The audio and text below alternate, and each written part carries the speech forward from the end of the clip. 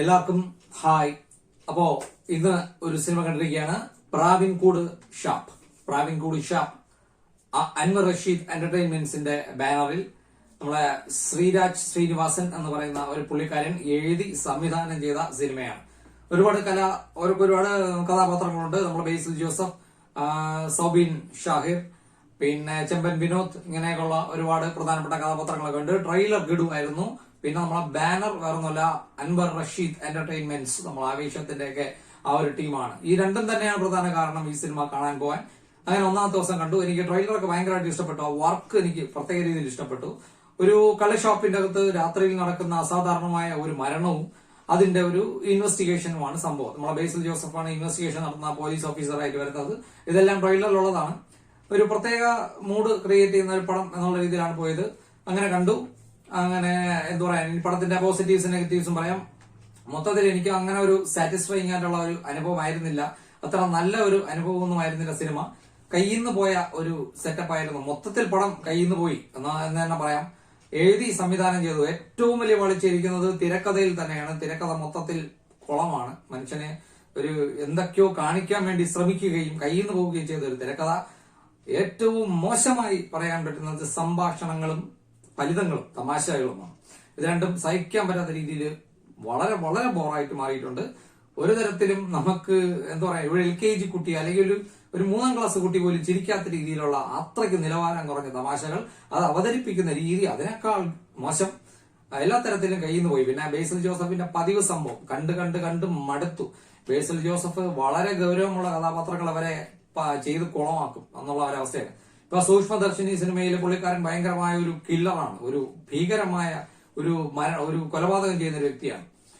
ആ വ്യക്തിയെ പോലും ഒരു തമാശ നിറഞ്ഞ ഒരാളായിട്ടാണ് പുള്ളിക്കാരനെ കാണിച്ചിരിക്കുന്നത്. ഇതിലും അങ്ങനെയാണ്. വളരെ ഗൗരവമുള്ള ഒരു കേസ് അന്വേഷിക്കുന്ന ഒരു പോലീസ് ഉദ്യോഗസ്ഥൻ. പക്ഷെ പുള്ളിക്കാരൻ ഇതിന്റെ അകത്തൊരു കോമാളിയാണ്.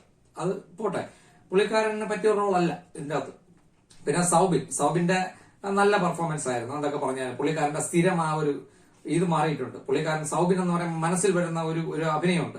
അതല്ല വരുന്നത്. കുറച്ച് വ്യത്യസ്തമായ രീതിയിലുള്ള ഒരു പെർഫോമൻസും കാര്യങ്ങളൊക്കെയാണ് എനിക്ക് ഇഷ്ടപ്പെട്ടു. സൗബിൻ മുടന്തനായ ഒരു വ്യക്തിയാണ്. പിന്നെ ഒരു നടിയുണ്ട്, ഒരു പുതിയ നടി, ഇത്തിരി ബൂസ്റ്റ് ചെയ്യുക പുള്ളിക്കാരിക്ക് വേണ്ടി കുറച്ച് ഇത്തിരി കാണാനൊക്കെ വശ്യമായുള്ള സൗന്ദര്യമുള്ള ഒരു നടി. ആ നടിക്ക് വേണ്ടി കുറെ സീനുകളൊക്കെ ഇട്ട് കൊടുത്തിട്ടുണ്ട്. ആ നടിക്കും കഥയിൽ ഇമ്പോർട്ടൻസ് ഉണ്ട്. പിന്നെ ചെമ്പൻ വിനോദ് നല്ല അഭിനയമായിരുന്നു. അങ്ങനെ ഒരുപാട് ആളുകളുണ്ട്, എല്ലാവരും കൂടെ ചേർന്നിട്ട്. പിന്നെ പടത്തിന്റെ ഏറ്റവും വലിയ പോസിറ്റീവ്, എനിക്ക് ഏറ്റവും സിനിമയിൽ ഇഷ്ടപ്പെട്ട സംഭവം എന്ന് പറഞ്ഞാൽ അതിന്റെ അകത്തുള്ള സ്റ്റണ്ട് സീൻസ് ആണ്. ഒരു 2 സ്റ്റണ്ട് സീൻസ് എന്തുകൊണ്ട് ആക്ഷൻ. അത് നമ്മളെ മാർക്കോയുടെ സ്റ്റണ്ട് കൊറിയോഗ്രാഫി ചെയ്തിരിക്കുന്ന കലൈ കിങ്സ്റ്റൺ തന്നെയാണ് ഈ സിനിമയുടെയും സ്റ്റണ്ട് കൊറിയോഗ്രാഫി ചെയ്തിരിക്കുന്നത്. അത് കറക്റ്റ് ഇതിൽ കാണാനുണ്ട്.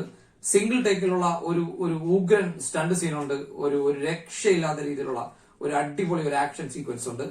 അത് എനിക്ക് ഇതിൽ ഏറ്റവും ഇഷ്ടപ്പെട്ടു. പിന്നെ ഇഷ്ടപ്പെട്ട കാര്യം ക്യാമറ വർക്ക്, സൗണ്ട് മിക്സ്, ഇത് രണ്ടും എനിക്ക് ഭയങ്കര ഇഷ്ടപ്പെട്ടു. ചില സീനുകളുടെ ഒക്കെ ഒരു ഇന്റൻസിറ്റി കൂട്ടാൻ അത് സഹായിക്കുന്നുണ്ട്. മേക്കിംഗ് ഒക്കെ ഓവറോൾ അടിപൊളിയാണ്, വേറെ കുഴപ്പമൊന്നുമില്ല. പക്ഷെ നമുക്ക് സിനിമ കണ്ടു തീരുമ്പോൾ ഒരുമാതിരി ഒന്നും തോന്നില്ല. ഈ നോർമലായിട്ട് വരേണ്ട ഒരു കഥയെ മനഃപൂർവ്വം ബ്രില്യൻസ് കാണിക്കാൻ വേണ്ടി മുറിച്ച് കഴിഞ്ഞതും പാസ്റ്റും പ്രസന്റും ഒക്കെ ഇങ്ങനെ മിക്സ് ചെയ്ത് അനാവശ്യമായ രീതിയിൽ ബ്രില്യൻസ് കാണിക്കാൻ ശ്രമിച്ച് കുളമാക്കിയ ഒരവസ്ഥയാണ് ഈ സിനിമ. മൊത്തത്തിൽ സിനിമ ആർക്കും അങ്ങനെ വർക്കൗട്ട് ആകുമെന്ന് തോന്നുന്നില്ല. തിയേറ്ററിൽ പൊതുവെ ആള് കുറവായിരുന്നു. ഇനി അങ്ങോട്ടുള്ള ദിവസങ്ങളിൽ ആള് കുറയാനേ ചാൻസ് ഉള്ളൂ. പ്രത്യേകിച്ച് ലേഡി ഓഡിയൻസിനോ കുട്ടികൾക്കോ കുറച്ച് പ്രായം ചെന്നവർക്കോ ഒന്നും അങ്ങനെ ദഹിക്കാത്ത ഒരു ടൈപ്പ് സാധനമാണ്. മൊത്തത്തിൽ പടം എന്റെ മനസ്സിൽ പടം ഒരു ഫ്ലോപ്പാണ്. മൊത്തത്തിൽ ഒരിക്കലും നല്ല രീതിയിൽ പോകുന്ന തോന്നില്ല.